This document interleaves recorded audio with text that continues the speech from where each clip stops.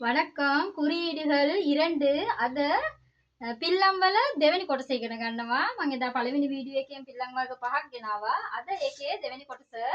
අද අපි ඉගෙන ගන්නවා කොම්බු වර්ග ටික සහ ඇලපිලි කොහොමද කොම්බු වර්ගත් එක්ක එකතු කරන්නේ කියන එක. එතකොට හොඳින් මතක තියාගන්න ඕනි කාරණයක් තමයි කොම්බු වර්ග 3ක් තියෙනවා. දෙමළ භාෂාවේ කොම්බු වර්ග 3ක් තියෙනවා. දැන් අද මේ අපි ඉගෙන ගන්නේ ඒ කොම්බු වර්ගවල පළවෙනි කොම්බුව. පළවෙනි කොම්බුව හරිම ලේසි. ඔන්න ඔය විදිහට ලියවෙන්නේ. එතකොට ඔහොම බිඳුවක් ගත්තා. ඔහොම අරන් ඇවිත් මෙතනින් නතර කරන්න තියෙන්නේ. එතකොට මේක තමයි අපේ තනි කොම්බුව වෙනුවට තියෙන කොම්බුව.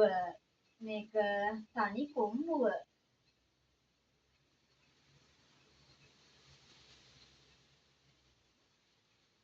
මේකට දෙමළ භාෂාවෙන් කියනවා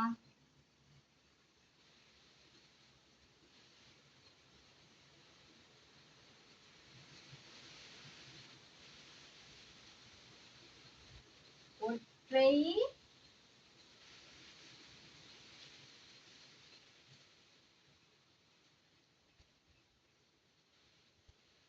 ஒற்றை කොම්බු කියලා. ஒற்றை කොම්බු. ඊට පස්සේ දෙවෙනි එක අපි ඉගෙන ගමු. දෙවෙනි කොම්බුව හරි සැලකිලිමත්ව ඉගෙන ගන්න ඕනි. හේතුව ඒක හැම ළමයෙකුටම වගේම අමතක වෙන කොම්බුවක්.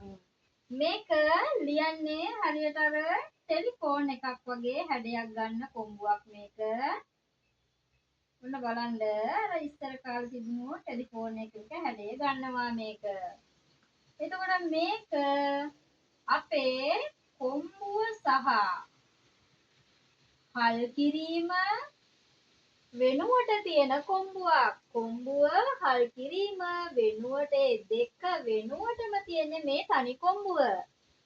එතකොට අපේ රැහන හරි කොම්බුවයි හල් කිරීම හරි තියෙන අවස්ථාවක අපි අකුරට මුලින් ලියන්නේ මෙන්න මේ දෙවෙනි කොම්බුව. ඒකට කියනවා இரட்டை කොම්බු.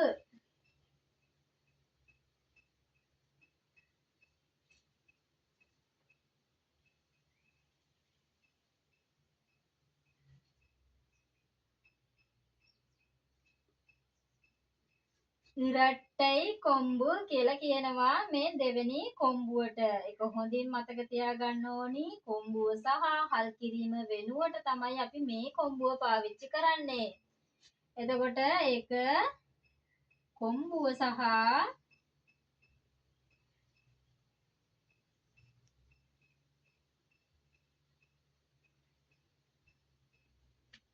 හල් කිරීම.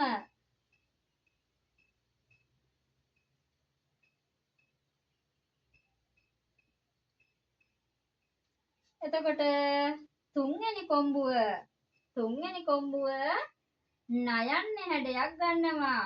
ඔන්න නයන්නේ හැඩයක් ගත්තට නයන්න වගේ නෙවෙයි අවසාන වෙන්නේ.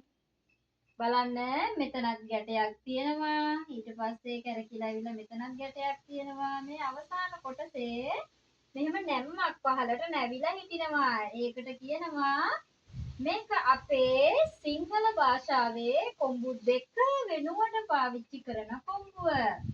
අපේ කොම්බු දෙක වෙනුවට තමයි අපි මේ කොම්බුව පාවිච්චි කරන්නේ. මේ කොම්බුවට දෙමළින් කියනවා මෙන්න මේ නම.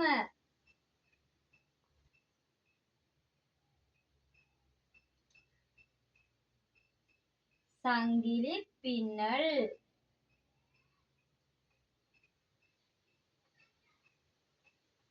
සංගිලි පින්නල් කියලා කියනවා. සංගිලි කියන්නේ මේක මේ එකිනෙක බැඳිලා තියෙන නිසා. එතකොට අපි මේක කොම්බු දෙකක් තියෙන අවස්ථාවේ පාවිච්චි කරන කොම්බුව. හරි ඊළඟට අපි හතරවෙනි එක ඉගෙන ගන්නවා. හතරවෙනි පිල්ලම ඉගෙන ගන්නවා. ඒක කොම්බුව සහ ඇලපිල්ල. ඔන්න දෙමළ කොම්බුව ඇලපිල්ල.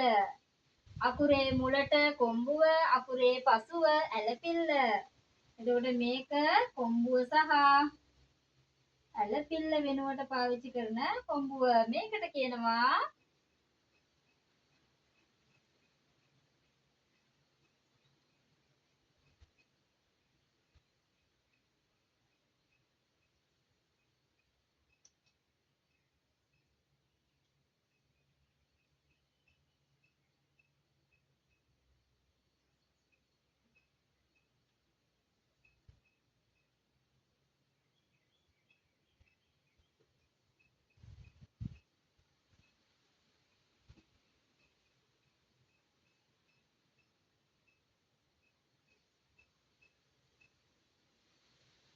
ඔට්ටයි කොම්බුම් පැක්කාරවුම්.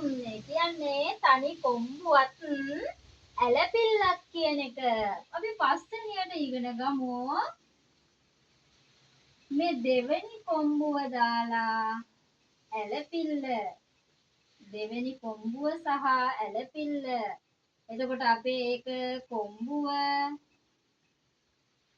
ඇලපිල්ල සහිත හල් කිරීම තියෙන අවස්ථාවක තමයි අපි මේ කොම්බුව අකුරේ මුලටත් අකුරෙන් පසුව ඇලපිල්ලත් යොදාගන්නේ.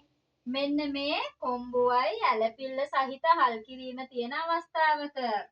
ඒකට කියනවා ඉරට්ටයි කොම්බුම්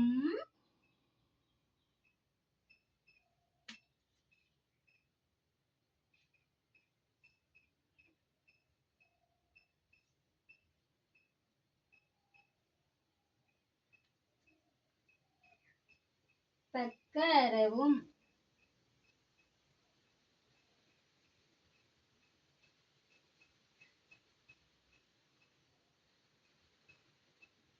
අවසානම පිල්ලම හයවෙනි පිල්ලම. ඒකෙදී අපි ඉගෙන ගන්නේ කොම්බුව සහ ගයනු කිත්ත. බලන්න ගයනු කිත්ත අපි අර ඉගෙනගත්ත ල අකුරේ හැඩය ගන්නවා. මෙන්න මේක තමා දෙමළ භාෂාවේ ගයනු කිත්ත. එතකොට අපි ඒක කොම්බුව සහ ගයනු කිත්ත වෙනුවට පාවිච්චි කරන ඒ සලකුණ. බලන්න මේකට කියනවා ඔට්ටයි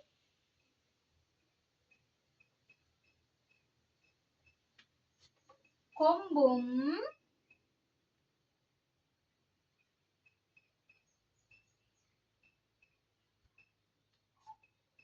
ල කුරීඩුම් කියලා. ල කුරීඩුම්.